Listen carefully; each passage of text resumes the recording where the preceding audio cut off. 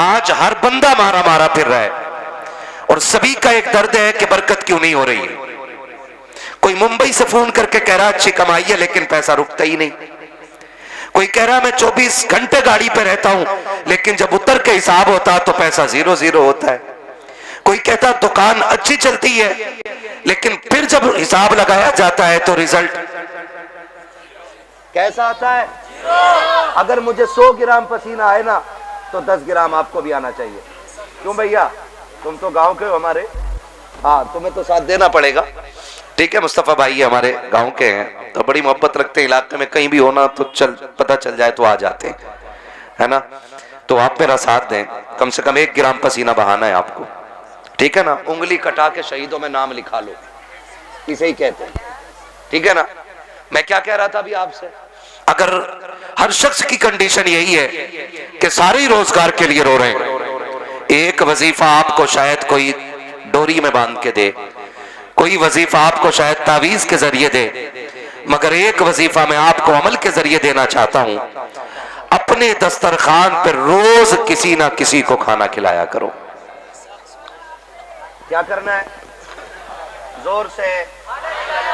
बच्चे बहुत तेज होते हैं और वो हमारे हिंदुस्तान का एक संवैधानिक पोस्ट पे बैठने वाला बंदा, उसने बच्चों पे टिप्पणी करते हुए कहा था कि मुसलमान आई लव मोहम्मद का पैम्पलेट देख करके बच्चों को रोड पे ले आए, जिन हाथों में उन्हें कलम देना था। तो मैंने डंके की चोट पे कहा था ये हुजूर की उम्मत है जनाब, यहां बच्चों को मैदान में लाया नहीं जाता। जब बात हुजूर की आती है तो जवानों के साथ बच्चे भी सर पे कफन बांध के आ जाया करते हैं, और ये बात सच्ची है। हम अपने बच्चों को कभी मैदान में लाने की तरकीब नहीं देते। हमारे बच्चों ने सलाहुद्दीन अय्यूबी को पढ़ा है, हमारे बच्चों ने मोहम्मद बिन कासिम को सुना है, हमारे बच्चों के सामने अबू बकर सिद्दीक की हिस्ट्री है, हमारे बच्चों के सामने उमर फारूक आजम की तारीख रही है, हमारे बच्चों के सामने उस्मान गनी का किरदार है, हमारे बच्चों के सामने मौला अली का किरदार है। और जिस कौम के बच्चे मौला अली को पढ़ा करते हैं वो बच्चे कभी बुज़दिल नहीं हुआ करते हैं, वो कभी बुज़दिल नहीं हुआ करते हैं। और मैं मुबारकबाद पेश करता हूं इन बच्चों के माँ बाप को कि जिनके बच्चे महफिल में बैठे हुए हैं। रात सर्दी की है, 11:30 पे सुई पहुंच गई है, अब तक तो सो जाना चाहिए था, ये क्यों जाग रहे हैं? यकीनन ये माँ बाप की इस परवरिश का नतीजा है जो उन्होंने ये कहा था बेटे तुझे जीना भी हुजूर के लिए है, तुझे मरना भी हुजूर के लिए है। और मैं कहता हूं बच्चों को हुजूर की महफिल में लाया करो। कई बार कहते चलो चल बच्चों का क्या काम है, आपने देखा होगा ना। मैं पूरी जिम्मेदारी के साथ कहता हूं महफिल शुरू होती है तो बच्चों से शुरू होती है। सबसे पहले कौन आता है? कौन आता है? कौन आते हैं? बच्चे आते हैं, सबसे आगे बैठते हैं। जब ये होते हैं तब तिलावत होती है, और जब महफिल शुरू हो जाती है ना तो चंद मुखिए निकल के आते हैं। किसका चल पीछे चल, किसका पे चल पीछे। बच्चों का आगे क्या काम है? तुम्हें खुदा का वास्ता दे के कहता हूं जब महफिल हुजूर की लगा हुआ करे तो तुम बच्चों को पीछे ना हटाया करो, इसलिए कि तुम जितना हुजूर से प्यार करते हो तुमसे कहीं ज्यादा ये बच्चे हुजूर से प्यार करते हैं। जो रिश्ता आपका हुजूर से है वही रिश्ता इनका भी हुजूर से है। अगर ये बैठे हैं तो किसी को दिखाने के लिए नहीं, अपने लिए पैसे लेने के लिए नहीं, बल्कि इनके बैठने का सिर्फ एक मतलब है, इनका दिल कह रहा है सुना के आप हर आशिक के घर तशरीफ लाते हैं, मेरे घर में भी हो जाए चरागा या रसूल अल्लाह। तो इसलिए कभी बच्चों को हटाया ना करो, और मैं तो कहता हूं बच्चों को लाया करो, इसलिए कि ये जितने नौजवान बैठे हैं इनमें अगर मैं देखूं तो 5% सफेद दाढ़ियां नहीं है। कितनी? बाकी कितने बचे? 95 बाल काले, 5% जोर से सफेद है। पीछे वाले घर से खा के आए कि नहीं? ये खाली लंगर के सहारे चले आए थे।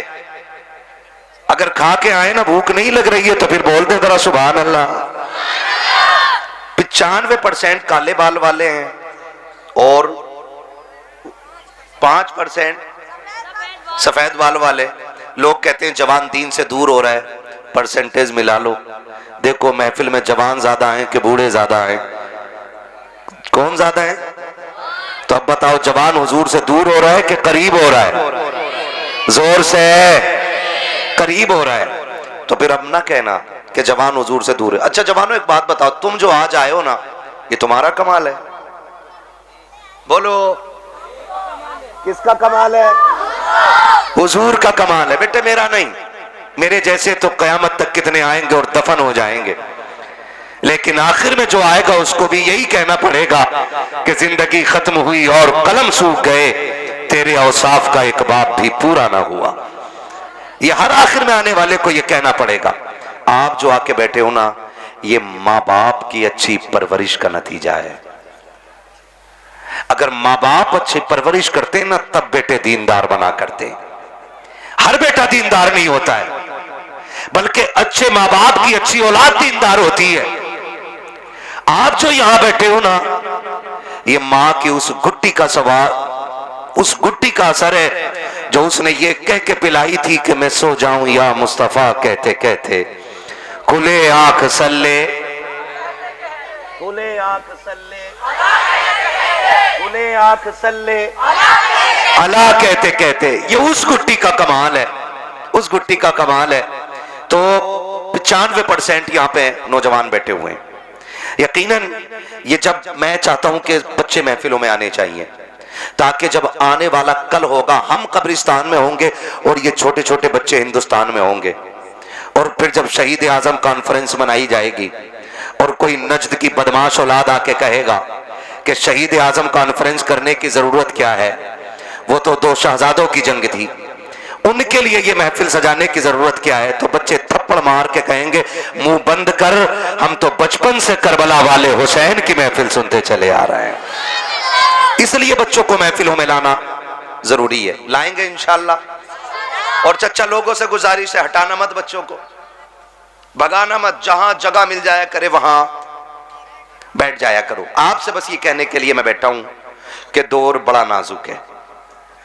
इतना नाजुक दौर है कि सारी कुफ्र की ताकतों ने हमें चारों तरफ से घेर रखा है। एक एक जवान मेरी बात बहुत गौर से सुने। मैं यहां चटकुले सुनाने नहीं आया, मैं यहां अखबारबाजी करने नहीं आया, चंद जरूरी बातें। हम हर तरफ से घिरे हुए हैं, सारी इस्लाम दुश्मन ताकतें इकट्ठा हो गई हैं। जिस तरीके से हमें कमजोर किया जा सकता है किया जा रहा है। मैं अपने एक एक जुमले का जिम्मेदार हूं। नौजवानों, हमें भड़काया जाता है, हमें रोड पे लाया जाता है, हमारे जज्बात के साथ वो खेल खेला जाता है कि ये बेवकूफी करके निकले और हम इन्हें निशाना बनाएं। मेरी बात बहुत गौर से सुनिएगा। हमारे लिए जाल बिछाए जाते हैं और उसमें हम फंस जाते हैं, और फिर उसके बाद दुनिया को तमाशा दिखाया जाता है। मेरी आपसे बस इतनी गुजारिश है, किसी भी मसले को लेकर के आप उस वक्त तक रोड पे ना उतरें जब तक आपके साथ आपके कायद की कयादत ना हो। बहुत गौर से मेरी बात सुनिएगा। आप उस वक्त तक रोड पे ना उतरें जब तक आपके साथ आपके कायद की कयादत ना हो, जब तक आपके साथ आपका कोई रहबर ना हो, जब तक आपके साथ आपका कोई रहनुमा ना हो, वरना कुत्तों की तरह मारे जाओगे और कोई हाल और पुरसाने हाल वाला नहीं मिलता है। फिर जमाने ठट्टे लगाते हैं, दुनिया हंसती है। अगर कोई आके ये कहे नहीं घर में बैठना हराम है, निकलो रोड पे, तो उनके लिए कह देना इस्लाम के दामन में किसी चीज की कमी नहीं है। हाँ हाँ, सर कटाने का जज्बा अगर इस्लाम देता है तो सुलह हुदैबिया उठा करके देखो, दुश्मनों से सुलह का भी हौसला इस्लाम देता है। अपने आप को तबाह करने की जरूरत नहीं है। कितने बेटों के साथ जिंदगी से खेला गया है, कितने बच्चों की जिंदगी बर्बाद कर दी गई है। हमारा ना कोई कायद था, ना रहनुमा था, और हम बंसरंग के पैर तोड़ जाते हैं। तुम्हें खुदा का वास्ता अगर निकलना हो तो पहले कायद को आवाज दो। अगर हमारा कायद आगे आ जाए तो फिर रुकने की जरूरत नहीं है, फिर ऐलान करके बता दो कि मोहम्मद से वफा, तूने तो गम तेरे है, लो हो कलम तेरे। ये मेरा पहला पैगाम आपके लिए। क्या कहिए? पहला पैगाम, बिना कायद, बिना रहनुमा के रोड पर बोलो, नहीं निकलना है, नहीं निकलना है। सारे लोग हमें घेरे हुए हैं, हम सारे दुश्मनों के बीच में हैं। आप देखते हो, कभी खड़े हो रामपुर दोराय के चौक में, लोगों के पेट में दर्द होता है ना? नकाब वाली औरत या टोपी वाला मर्द हो, चेक इन के नाम पे हर गाड़ी रोकी जाती है। फिर वहीं खड़े होकर आप तमाशा देखो कि जो तुम्हारे जैसे नहीं है उन्हें कोई पूछने वाला भी नहीं है। हर एतबार से निशाना बोलो हम ही हैं, निशाना हम ही हैं। हमें होश के नाखून लेने पड़ेंगे। मुझे एक बात बताओ, बाहर वाले भी दुश्मन अपने और अंदर वाले भी दुश्मन अपने। आप मुझे बताइए, हम किससे लड़ें? बाहर वालों से लड़ें कि अंदर वालों से लड़ें? आपसे मेरी इतनी गुजारिश है, सफों में इतनी मजबूती पैदा कर लो कि तुम्हारी पहचान बिरादरियों और सिलसिले और शजरों के नाम पे नहीं, सिर्फ एक नाम होना चाहिए कि ये जितने बैठे हैं मोहम्मद अरबी के गुलाम बैठे हुए हैं। ये ख्याल रखिएगा। किसी कौम का एहतराम सैयद को छोड़ के इसलिए नहीं होता है कि वो आला कौम रखता है। हम किसी भी बिरादरी का बंदे का हाथ इसलिए चूम लेते हैं कि वो अगर हुजूर के दीन का वारिस होता है तो हमारे सर का ताज होता है। यही मयार होता है कि नहीं? बोलो, तो फिर हमारे झगड़े काहे के? कितने झगड़े हो गए? सिलसिलों का झगड़ा, खानकाहों का झगड़ा, पीरा मुरीदी का झगड़ा, बिरादरी का झगड़ा, खानदान का झगड़ा, मैंड का झगड़ा, भाई भाई की शिरकत और बंटवारे का झगड़ा। इतने झगड़ों में हम फंसे रहते हैं। तो मैं खुदा का वास्ता दे के कहता हूं, आपसी झगड़े न कीजिएगा, आपसी झगड़े न कीजिएगा। अगर आपके हिस्से में इतनी कम रह गई है ना अब्बा की जमीन, तो फिर भाई पे मुकदमा नहीं करना है। भाई पे मुकदमा, टेंशन हो रही है इन बातों से क्या? भाई पे मुकदमा, बोले भाई पे मुकदमा नहीं करना है। और जिसने हराम की दवा रखी है वो भी सुन ले।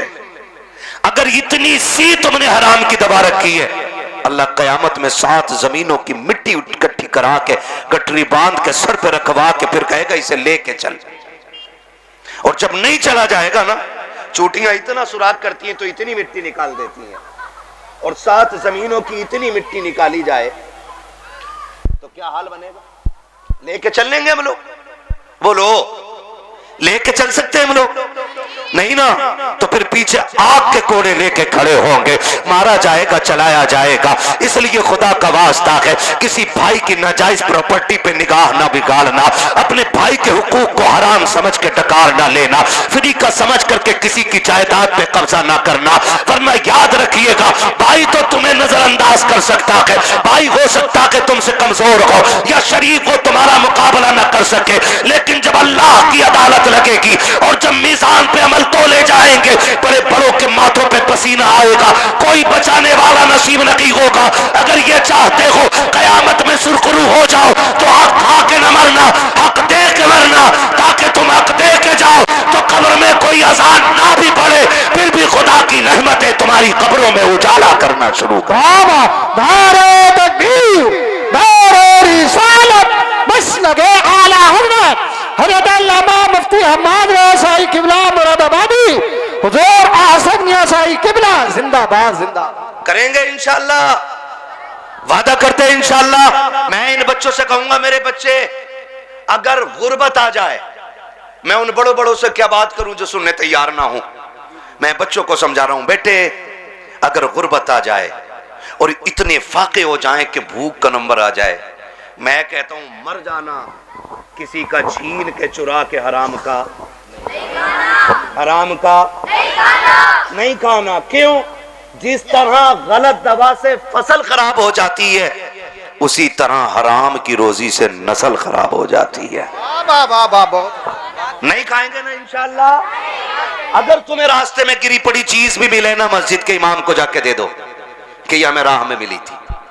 ये किरदार पैदा करो और फिर तुम वो दौर देखोगे कि तुम सजदे करोगे, अर्शों से खुदा रिज़्क़ों के फैसले करने लग जाएगा। तंगिया यहां हो गई है, यहां तंगियां यहां पे हो गई हैं, मसला यहीं पे है। पूरा खेत 12 बीघे का घुसेगा जाके मेड़ में ही, ऐसे ही कुरे देगा।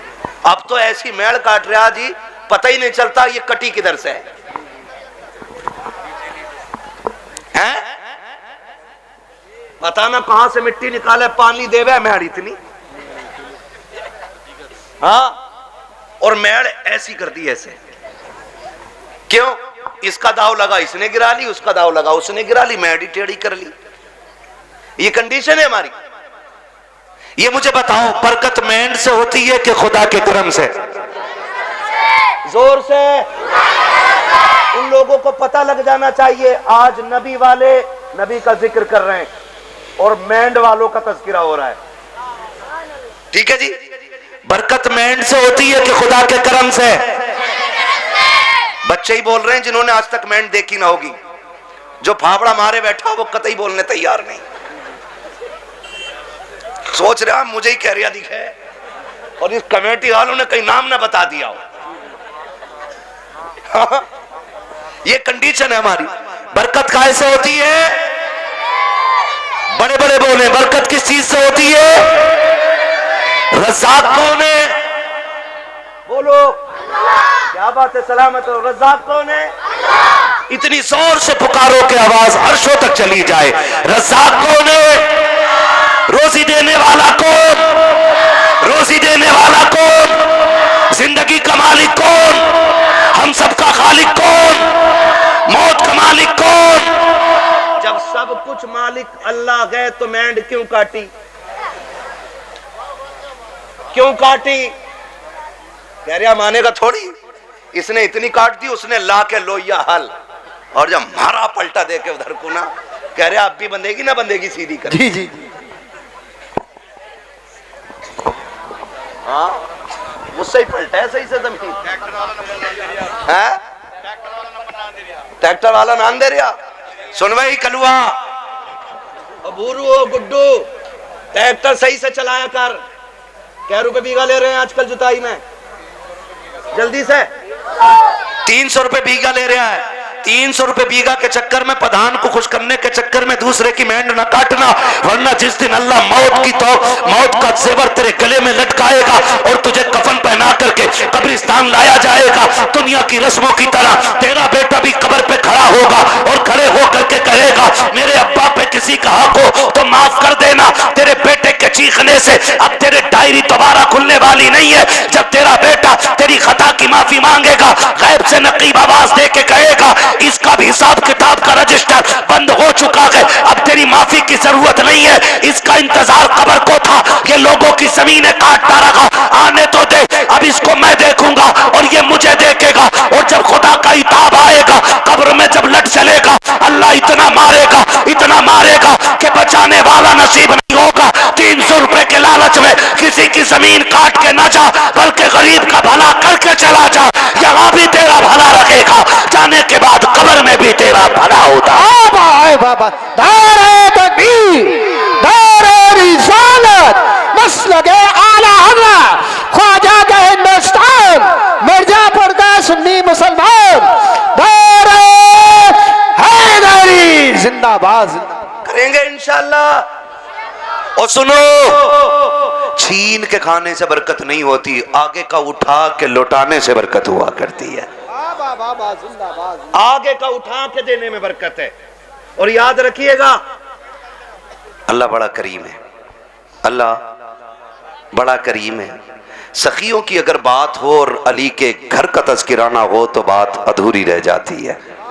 वो कहा था ना किसी ने, ये चक्की फातिमा की चल रही है, जमाना जितना लंगर खा रहा है।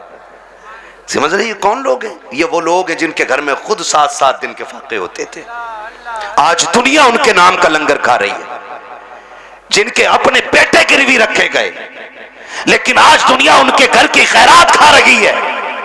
लेकिन तारीख में खुदा की कसम एक लम्हा ऐसा नहीं मिलता है कि जिस लम्हे में कोई खातून जन्नत के दरवाजे पे मांगने आया हो और खाली चला गया हो।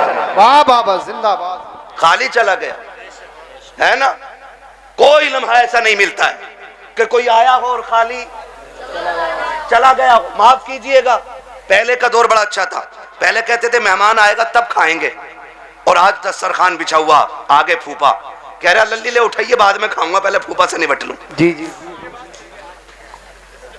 हाँ, बिछाया दस्तरखान हम उठवा देते, बिछाया दस्तरखान। मेरा नबी है, हुजूर की बारगाह में परदेसी आया है कोई, जी जी तवज्जो है सारे लोगों की। ये पानी है, पानी है, ये नई चीज नहीं है ना? तवज्जो है आप लोगों की मेरी तरफ? बस सुने बहुत गौर से। हुजूर की बारगाह में ना परदेसी आया, उसने आके कहा या रसूल अल्लाह बड़ा भूखा हूं, खाना खिला दीजिए। बहुत गौर से एक एक बंदा मेरी बात सुने। भूखा हूं, खाना खिला दीजिए। मेरा नबी मिंबर पे, हुजूर उठ के खड़े हुए, है कोई जो मेरे मेहमान को खाना खिला दे?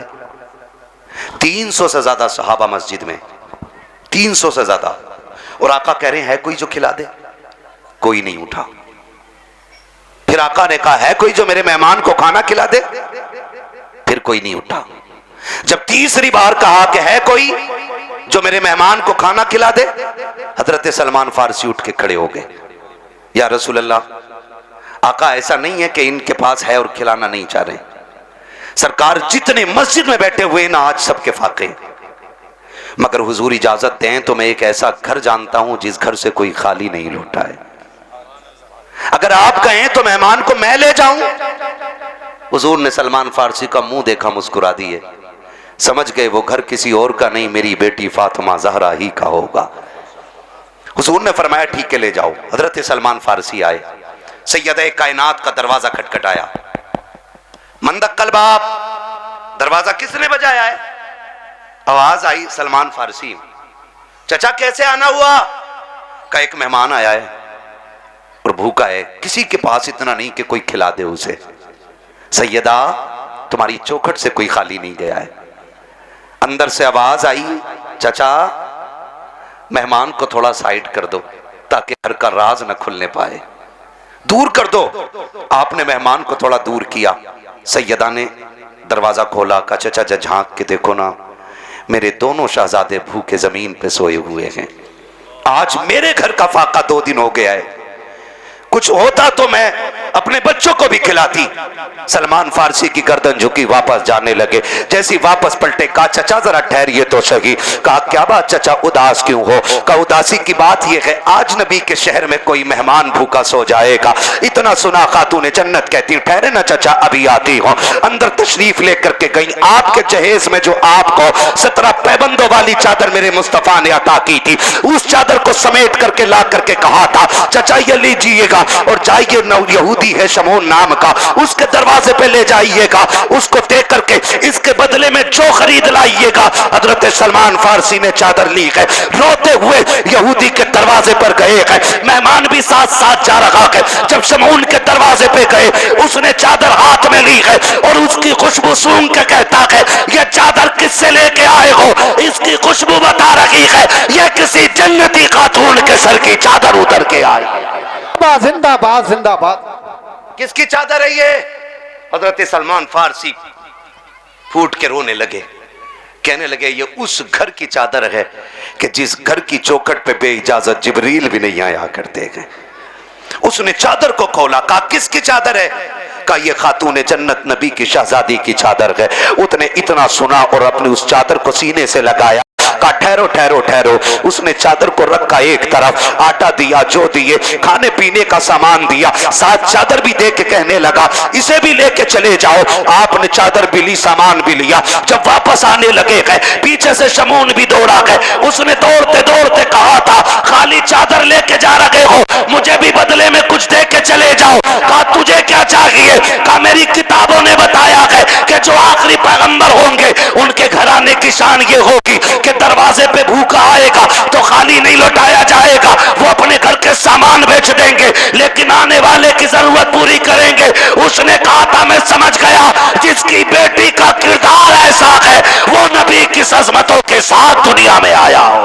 बाबा सुभान अल्लाह सुभान अल्लाह। अल्लाहु अकबर। ये तारीख रही है, ये तारीख रही है। खातून जन्नत ने दिया। अब वो मेहमान भी देख रहा है, वो मेहमान भी देख रहा है, मेहमान भी देख रहा। भाई जब उनके गदा भर देते हैं शाहाने जमाना की झोली, मोहताज का जब ये आलम है, मुख्तार का आलम क्या होगा। आज हमारे दस्तरखान बड़े तंग हो गए, तंग हो गए दस्तरखान। माफ कीजिएगा, रोटी खाने बैठा है, कुत्ता आ जाए, कह रहा लल्ली डंडा मार, और करवट में हो तो रोटी छोड़ के खुद ही मारता धाड़ से। फिर कह रहा बिस्मिल्लाह वाला बरकतिल्ला। सुन और गौर से सुन, कुत्तों की अपनी खेती नहीं होती है, कुत्तों का अपना बिजनेस नहीं होता है। खुदा जिसके दरवाजे पे किसी को भेजता है ना, तो वो इसीलिए भेजता है कि उसको इस लायक बनाया है उसने। बेशक, सुभान अल्लाह, सुभान। उसको इस लायक बनाया है उसने, इसलिए आपके दरवाजे पे भेजा गया है। कुत्ते दरवाजे पे आ जाएं तो मारा ना करो। क्या चला जाएगा, आधी रोटी उठा के डाल दे, तेरी आधी रोटी से गुर्बत तो नहीं आ जाएगी, लेकिन कुत्ता आधी रोटी पे कनात कर लेगा। आधी रोटी खा के वो सब्र से बैठ जाएगा, उसको लाठी डंडे से ना मारिए। अगर मेहमान ना आ सके तो जानवरों को खिलाया करो, कुत्ते भी ना आ सके तो परिंदों को खिलाया करो, वो भी ना हो सके तो चूटियों को खिलाया करो, इसलिए कि जो तुम खाते हो वो गंदगी बनता है, और जो रब की मखलूक खाती है वो दुआएं बन के अर्शों से टकराती है, और जब दुआएं जाकर के अल्लाह के अर्श से टकराती है तो एक का रिस्क नहीं बल्कि अल्लाह 7 पुश्तों के रिस्क का इंतजाम फरमा दिया कर। सुभान अल्लाह, सुभान अल्लाह।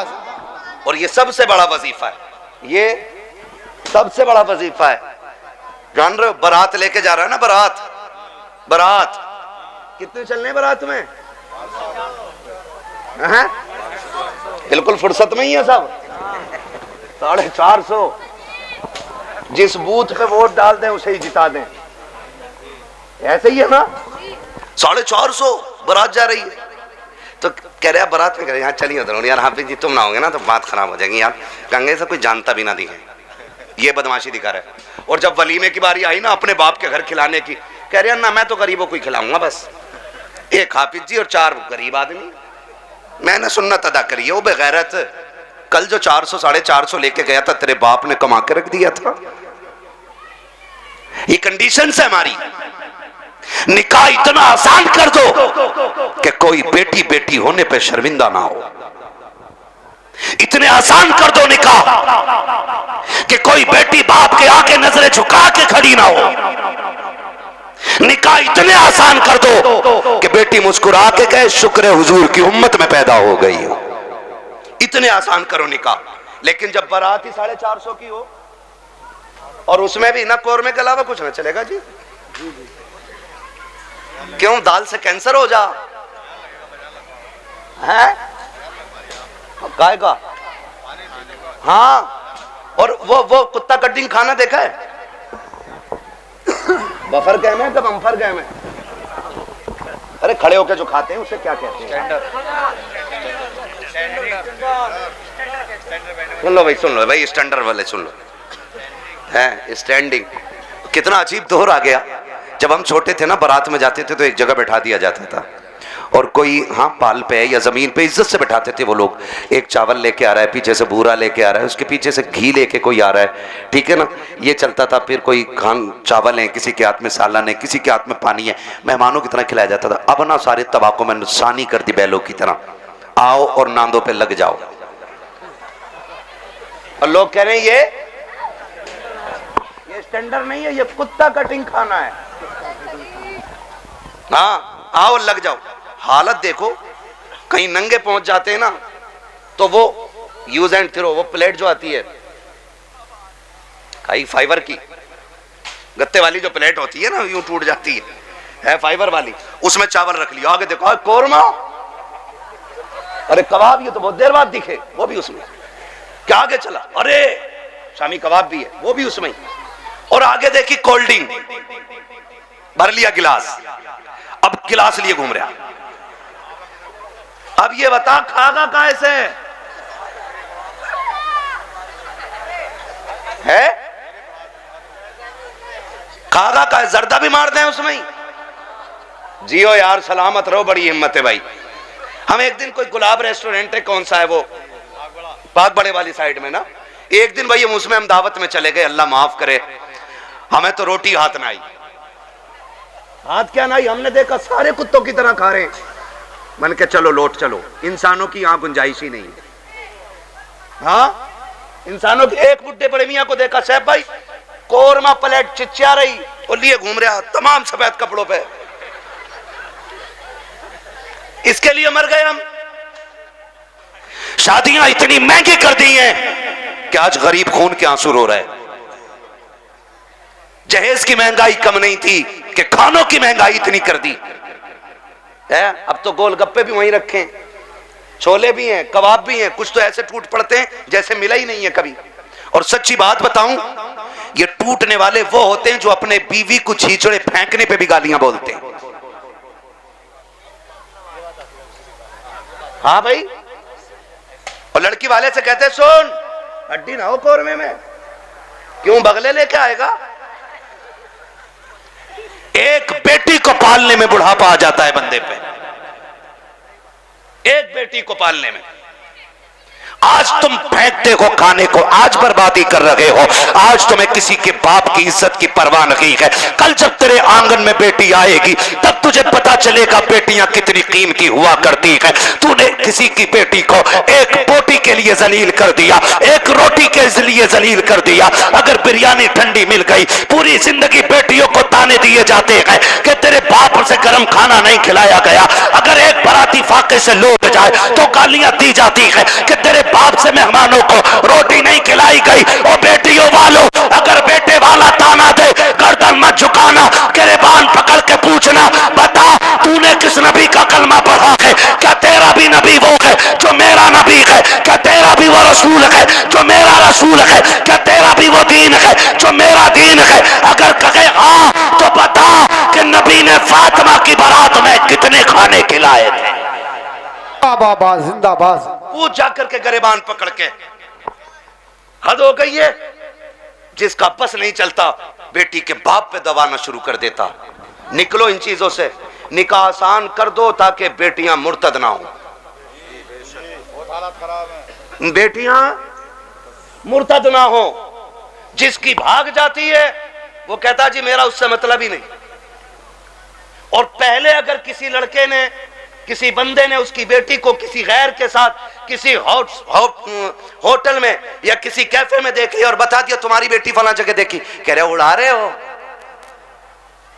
मेरी बेटी को उड़ा रहे हो। खून के आंसू रोना पड़ रहा है आज, खून के आंसू।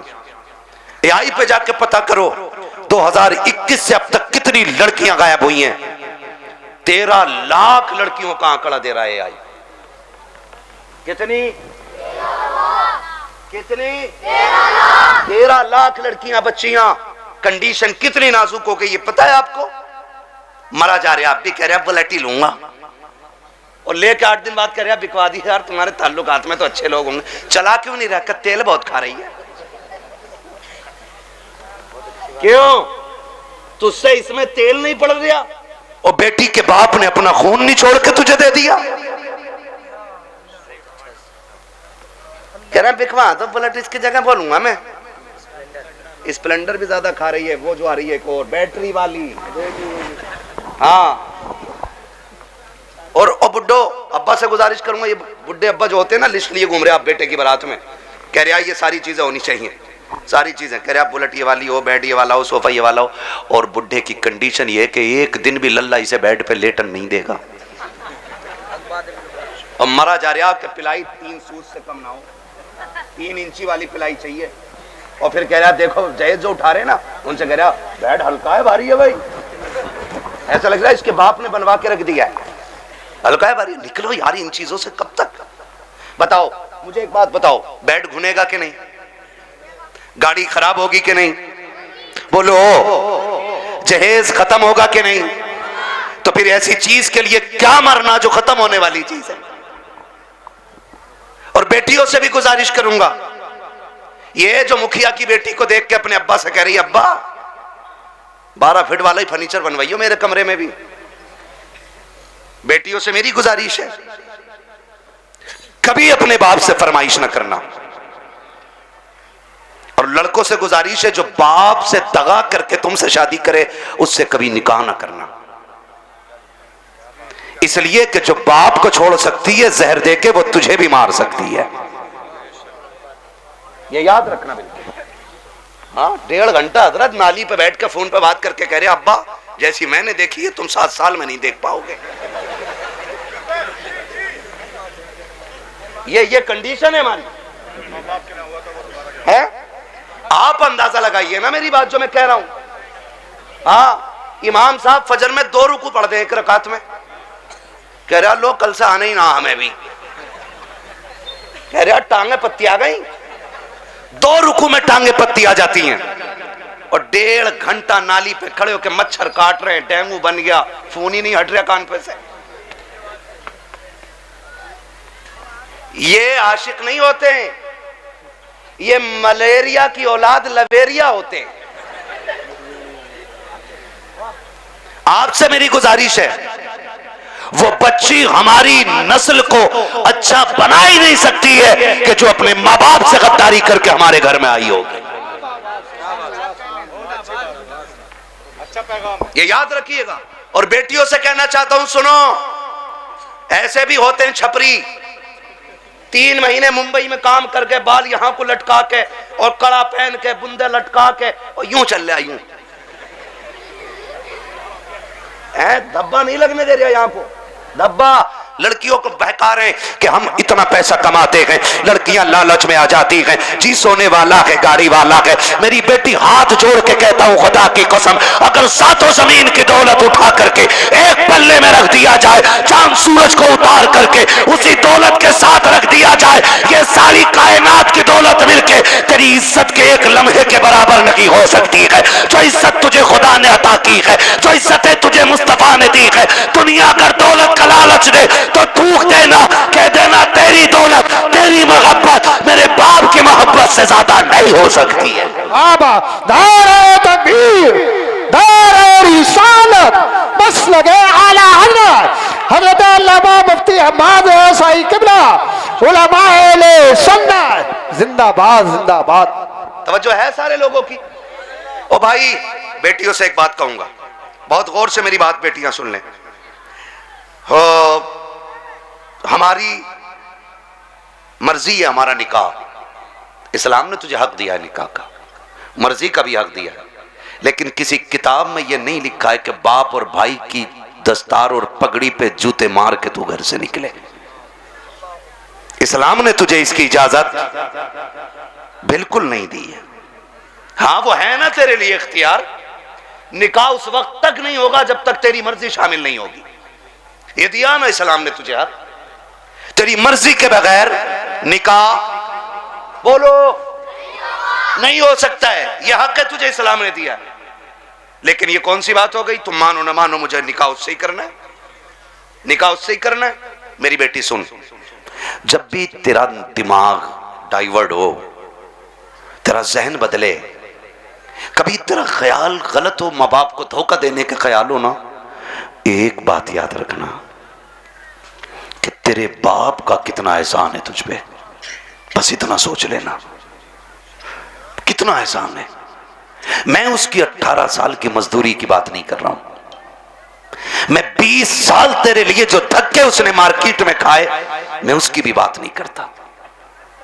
मैं सिर्फ उस लम्हे की बात करता हूं कि जब तू मां के शिकम में थी, चचा को पता चला बेटी होने वाली है, बच्चा आने वाला है, चचा ने कहा जी 1 क्विंटल लड्डू बन जाने चाहिए।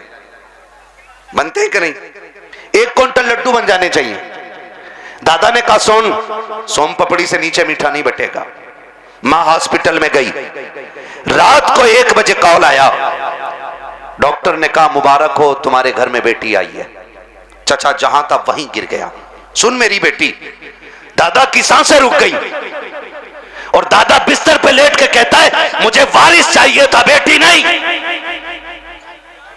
चचा के पास मीठे वाले का फोन आया, मीठा नहीं लेना है, मीठा नहीं लेना है। तो उसने कहा नहीं, बेच दे अपना मीठा।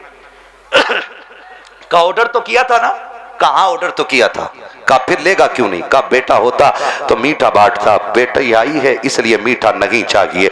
अब सुन बेटी, सब तुझसे मुंह मोड़ चुके हैं, तेरा आना दादा को भी अच्छा नहीं लगा, तेरा आना दादी को भी अच्छा नहीं लगा, तेरे चचा को भी अच्छा नहीं लगा, तेरी फूफियों को अच्छा नहीं लगा, तेरे फूफाओं को अच्छा नहीं लगा, सारे मुंह मोड़ के बैठे गए। लेकिन जब हॉस्पिटल के बाहर तेरा बाप खड़ा था, डॉक्टर के जरिए खबर दी गई कि बेटी आ गई है, इसमें एक लम्हा कदम नहीं रोके थे, एक लम्हे के लिए इसने नजरें नहीं बिगाड़ी थी, बल्कि रफ्तार से अंदर गया था और जिसे दुनिया ने ठुकराया था उसी बेटी को बाजू बढ़ा के इसने गोद में उठा के कहा था, मालिक दुनिया जो चाहे सोचे, मैं तेरा शुक्र अदा करता हूं, बेटा नहीं आया तो क्या आया, तेरे कलम से मेरे घर में तेरी रहमतें आ गई है।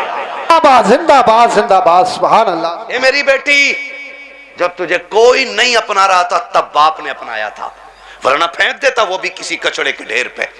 कौन था उसे रोकने वाला?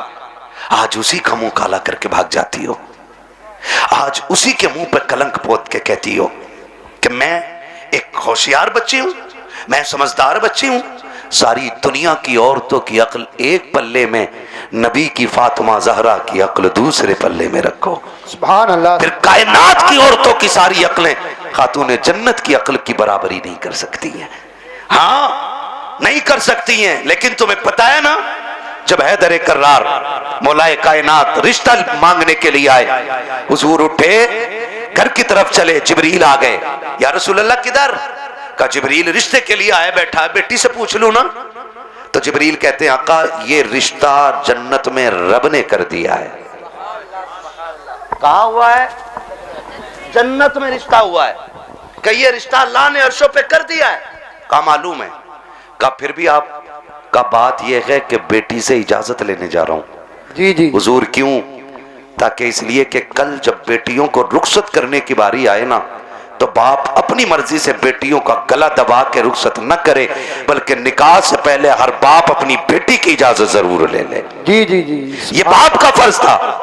और अब बेटी का किरदार आप देखिए, आज बेटियां कह दिया करती हैं कि जी क्या जरूरत है, हम मर्जी के मालिक हैं, हमने अच्छा लगा कर डाला, मेरा नबी खातून जन्नत के पास, अब्बा जी कैसे आना हुआ? का बेटी बाहर अली आए खड़े हैं, रिश्ते के लिए आए हैं, बेटी तेरी क्या मर्जी है? इतना सुना खातून जन्नत की आंख में आंसू आ गए। अब्बा जी ये बात आप पूछ रहे हैं? कहा हाँ बेटी। का अब्बा ये बात तो माए पूछा करती है, आप ये बात मुझसे पूछ रहे हैं? तब मेरे नबी ने कहा था फातिमा कहां से लाऊं खदीजतुल कुबरा, जो बचपन में तुझे छोड़ के गई तो तेरा हाथ मेरे हाथ में दे के कहा था आका मैं 3 बेटियों को दे के जा रही हूं, चौथी बेटी को आपको देना है। फातिमा मुझसे खदीजा ने कहा था आका मेरी फातिमा को रोने न देना, बेटी मैं तुझे बचपन से पालता रहा और कभी तेरी आंख में आंसू नहीं आने दिया, खदीजा कहां से लेके आऊं? बता तो सही, जो तुझसे आके बात करे। ए फातिमा मैं खुद चला आया हूं, बेटी बता तेरी क्या राय है?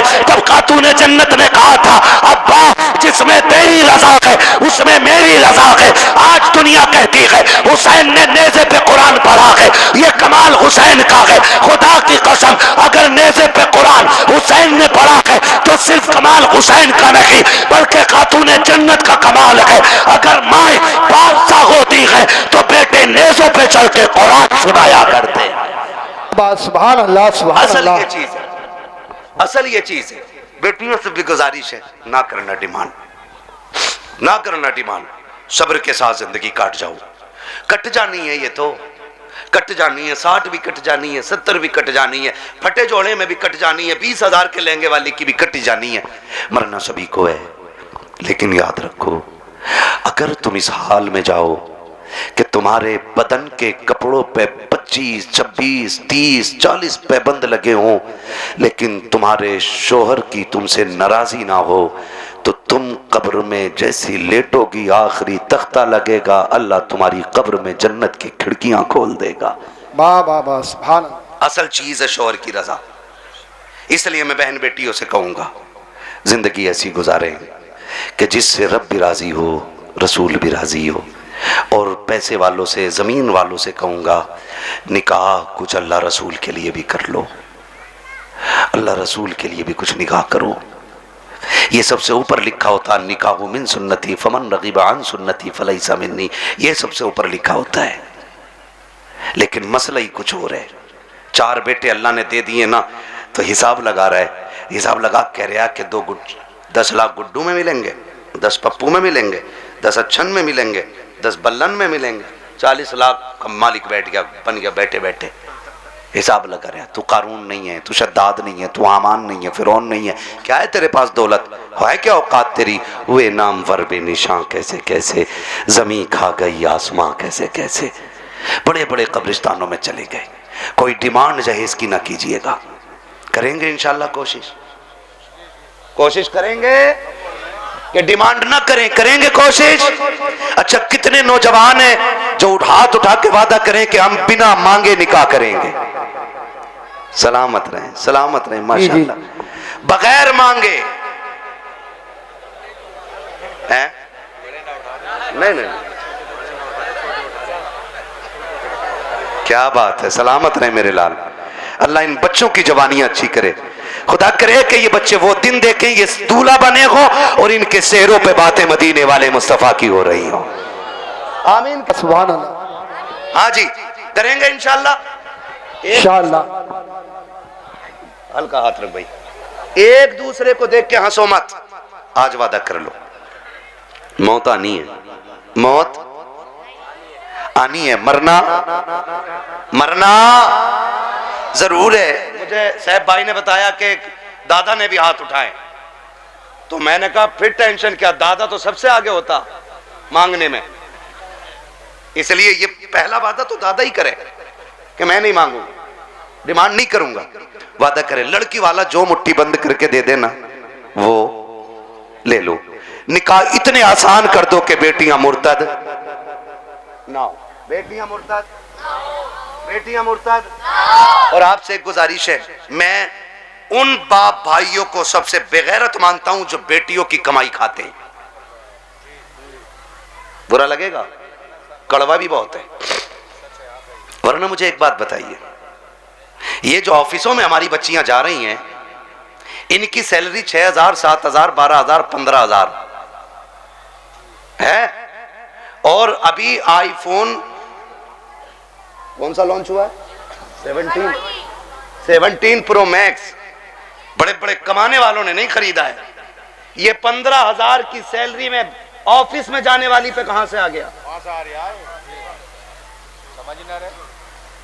कहां से आ गया ये, जिसके 7,000 किराए में उठ जाते और 12,000 का खाना खा जाती है घर पे। ये 1.5 लाख 1,80,000 का फोन कहां से आया है? कोई पूछने वाला? कह रहा हमारी लल्ली पर सबसे बड़ा फोन है। देख तेरी लल्ली इतना बड़ा कदम उठागी कि तुझसे बड़ा कमीना कोई नहीं बचेगा गांव में। हद हो गई भाई, बेटियों को ऑफिसों में भेजा जा रहा है। कुरान कहता है रिजालु कव्वामून अलन निसा, वो इसलिए नहीं कह रहा है कि तुम उन्हें जूतियों पे रखो। हसन भी बेमिसाल है और इतनी अजमतों के मालिक हैं कि मां खातून जन्नत। बोलो सुभान अल्लाह। बाप वलियों का सरदार, नाना नबियों का सरदार, खुद जन्नती जवानों के सरदार, और बहन को ज़ैनबे कुबरा कहा जाता है। इतनी अजमतों के मालिक। अनबन हो गई किसी चीज को लेकर के, झगड़ा हो गया, तीसरा दिन आ गया। कौन सा? इमाम हुसैन छोटे थे और हसन बड़े कौन थे? अल्लाह का शुक्र है हम बरेली वाले लोग हैं, हम हसन वाले भी हैं, हम हुसैन वाले भी है ना। हम हसन वाले भी हैं और हुसैन वाले भी हैं। हम राफजी नहीं जो खाली हुसैन हुसैन का नारा लगाएं। हम तो हसन वाले भी हैं और हसन भी हमारे हैं, और दोनों भाइयों में अनबन हो गई। इमाम हुसैन ने तहरीर लिखी और लिखा अस्सलामु अलैकुम भैया, तीसरा दिन है आज नाराजी को। कई वक्त में मैंने देखा नमाज पढ़ते हो निकल जाते हो, बात नहीं करते हो। आज तीसरा दिन आ गया। नाना ने कहा है कि मुसलमान को 3 दिन से ज्यादा अपने भाई से नाराज नहीं रहना चाहिए, इसलिए आप आइए और आके मुझे सामने से सलाम करके राजी कीजिए। लिखने वाला कौन है? छोटा भाई। लिखा किसको जा रहा है? बड़े भाई को। अगर आज कोई छोटा लिख के बड़े को बोला है यार तुम जाओगे, इतने भी बुरे दिन ना आए तुम्हारे, उससे कह तू आ चल के, बड़ा जा रहा बिल्कुल उल्टा दौर, कह रहा उल्टी गंगा बह गई, इसकी तो गंगा ही पता ना किधर बह रही है, दीन को उल्टी गंगा बता रहे हैं। देख तो सही बात क्या है, आज अगर भेज दिया जाए तो आने को तैयार नहीं है। इमाम हुसैन ने तहरीर लिखी हसन को, जबकि हुसैन छोटे हसन बड़े हैं। कहा भैया जैसे मेरी तहरीर मिले आके मुझे राजी कर लेना, वरना वक्त 3 दिन से ज्यादा हो जाएगा। जैसे तहरीर मिली है इमाम हसन ने बगैर गौर किए दौड़ लगा दी है, आके अपने छोटे भाई हुसैन को सलाम किया, सीने से लगाया, माफी तलाफी हो गई। उसके बाद कहते हैं हुसैन एक बात बताओ ना, मुझे बुलाया कि तुमने, जबकि मैं बड़ा था, तुम भी तो आ सकते थे, तुम छोटे थे। तब इमाम हुसैन ने कहा था ना मैं कैसे आ जाता। नाना ने कहा है जो रूठे हुए भाई को पहले सलाम करेगा खुदा उसको पहले जन्नत अता फरमाएगा। और हुसैन ये चाहता है कि जब जन्नत में जाने की बारी आए तो हसन पहले जाए, हुसैन बाद में जन्नत में जाए। सुभान अल्लाह, सुभान अल्लाह। वो तो अपने भाई के लिए जन्नत पहले कर रहे हैं, और यहाँ कह रहा ना ये मार्केट की दुकान मेरी है, चाहे कुछ भी हो जा, मर जाऊंगा, कट जाऊंगा, दब जाऊंगा, दुकान नहीं दूंगा। हैं ले ले ला, कितने फ्रंट में लेगा, जनाजा उससे भी फ्रंट पे रखा जाता, उससे भी फ्रंट पे, और सारों के सामने जनाजा होता है, सारों के सामने, और उसमें अच्छे कहने वाले भी होते हैं, बुरे कहने वाले भी होते हैं। कोशिश कीजिएगा ऐसी हरकत ना हो जिंदगी में कि लोग तेरे मरने के बाद कहें अच्छा हुआ चला गया। अगर ऐसा किसी ने भी कह दिया तो 40-40 में भी करा लेगा ना, अल्लाह उस वक्त तक माफ नहीं करेगा जब तक उसकी हाय का तुझसे एक एक लम्हे का हिसाब पूरा नहीं ले लेगा। इसलिए आखिरत बेहतर करो, आखिरत बेहतर करो। वक्त बहुत ज्यादा हो चला है, मुझे हुक्म हो रहा है हुजूर का शजरा पढ़ना है। 1 घंटा और बोल देता भाई, अगर मुझे आज ही बोलना होता तो। आज मैं 5-6 दिन में वापस लौटाऊं, और फिर मुझे अभी 1 दिन की भी छुट्टी रमजान तक नहीं है। 1 घंटा बोलता हूं, लेकिन आपकी मोहब्बत है, एक बंदा अपनी जगह से नहीं उठाए, मैं 1.5 घंटे के पार सुई होने वाली है, इतनी देर से बोल रहा हूं। मेरे भाइयों की फरमाइश है कि हुजूर का शजरा पढ़ दिया जाए। ऑपरेटर साहब से मेरी फरमाइश है इसको थोड़ा इको दे दिया जाए ताकि मैं तुम्हें दिखाऊं। मालिक ऐसा माइक तो हमारे गन्ने घर के मेले में लगता है जिसमें उसका मीठे का ऐलान लगे, ठीक है ना। इसकी जो ये स्पीड है ना रिपीट की, ये थोड़ी कम कर दीजिएगा, रिपीट की स्पीड, और ई को थोड़ा सा दे दे। खैरियत है सारे लोग, मुझे हुजूर का शजरा पढ़ना है, लेकिन याद रखिएगा मैं तकरीर में थक चुका हूं। अब मैं चाहूंगा कि जब मैं थकने लगूंगा तो हाथ का इशारा करूंगा, समझ जाना मौलवी आराम से सांस लेना चाह रहे हैं। तो फिर उसमें आपको क्या करना है,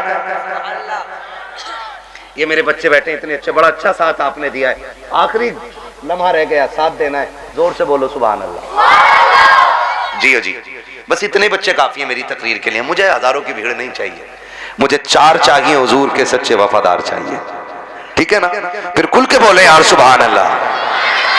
हाँ, पीछे वालों का काम तो फ्री फंड में हो रहा, आगे वाले कह रहे हैं सुभान अल्लाह तो हम पे ही पड़ रही है आज।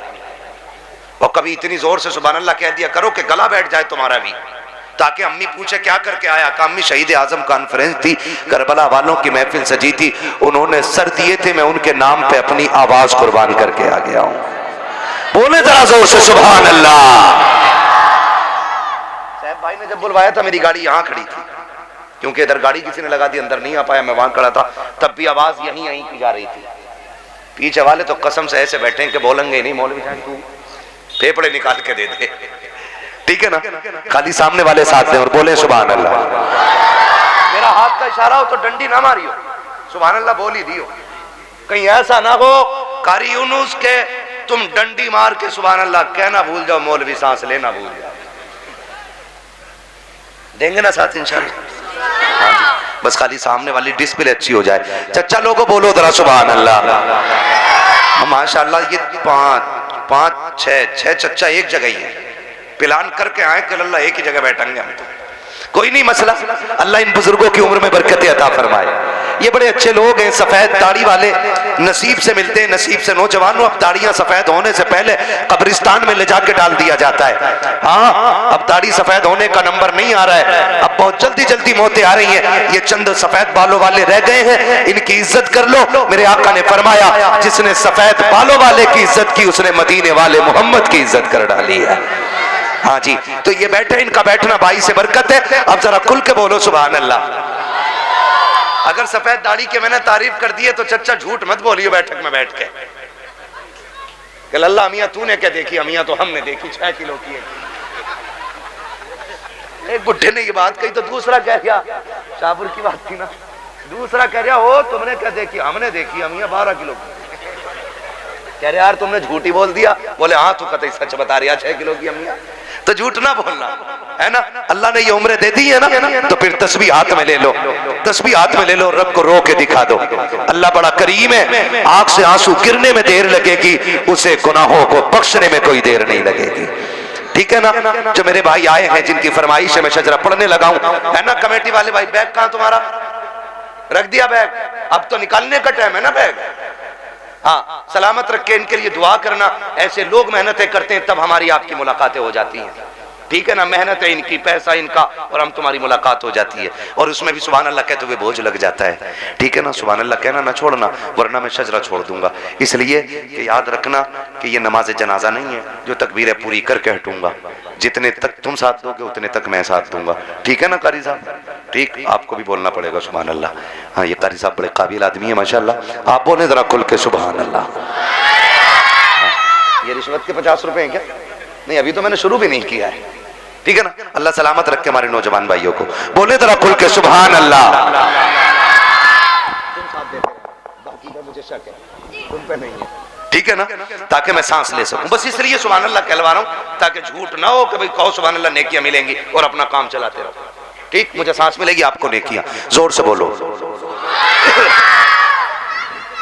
से बोलो कि बगदाद शरीफ से होते हुए करबला तक आपकी आवाज चली जाए। आदम के बेटे शीश। अल्लाह।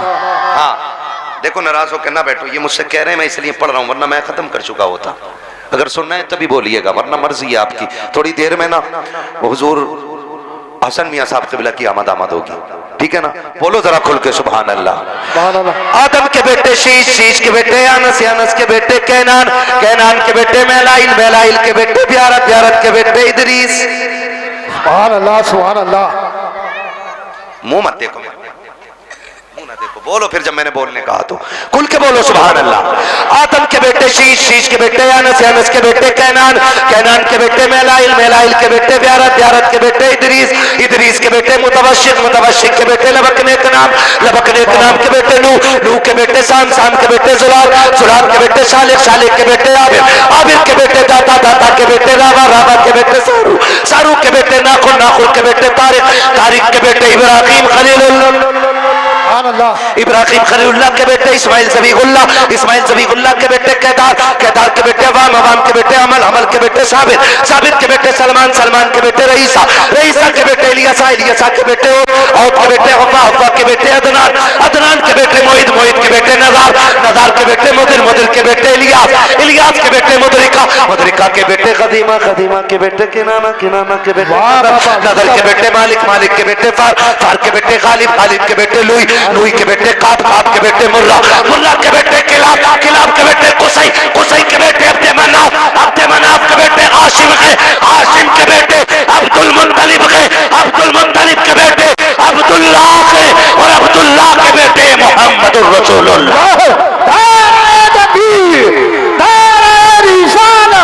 बस लगे आला हज़रत, इश्क मोहब्बत, इश्क मोहब्बत, जोर से बोलो, जरा खुल के बोलो, इश्क मोहब्बत, इश्क मोहब्बत, बस्ती बस्ती करिया करिया, नब्बे नब्बे नब्बे या रसूल अल्लाह, नब्बे हज़रत अल्लामा मुफ्ती हम्माद रसाई क़िबला मुरादाबादी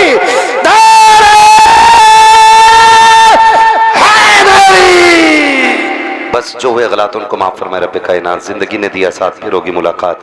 चमन रहा फूल खिलेंगे, ज़िंदगी रही फिर मिलेंगे। मुसाफिर हैं हम भी, मुसाफिर हो तुम भी, किसी मोड़ पर फिर मुलाकात होगी। फ़कीरान आए सदा कर चले, सदा खुश रहो ये दुआ कर चले। सारे लोग कलमा शरीफ पढ़ लीजिए, ला इलाहा इल्लल्लाहु मुहम्मदुर रसूलुल्लाह अस्तगफिरुल्लाह रब्बी मिन कुल्लि ज़ंबि व अतूबु इलैह। सारे लोग बैठे रहिएगा, महफिल जैसी है वैसी सजी रहनी चाहिए। कहीं ऐसा ना हो कि आपके उठने का इल्जाम मेरे सर आ जाए। बैठे रहेंगे ना इंशाल्लाह, है ना? बैठे रहेंगे ना? एक नारा मैं लगा दे रहा हूं, अब तक सबने नारे लगाए, एक नारा मेरा भी सुन लो। इश्क मोहब्बत, इश्क मोहब्बत।